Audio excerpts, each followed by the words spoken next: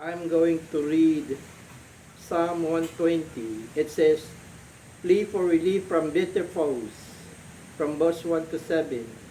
"In my distress I cried to the Lord, and He heard me. Deliver my soul, O Lord, from lying lips and from a deceitful tongue. What shall be given to you, or what shall be done to you, you false tongue? Sharp arrows of the warrior, with coals of the broom tree. Woe is me that I dwell in Meshech, that I dwell among the tents of Kedar. My soul has dwelt too long with one who hates peace.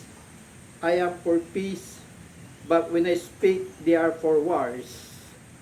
Thank you, Lord, to your word. I'm going to pray. Thank you, Father God, to your word that with those people who are in distress, they cried out to you and you heard them. Thank you, Father God, that you had heard and delivered their soul. Lord, from those lying lips and deceitful tongue, those who doesn't know the truth, they forget about the truth, they forget you, they don't acknowledge you, yet they know that you are the Creator.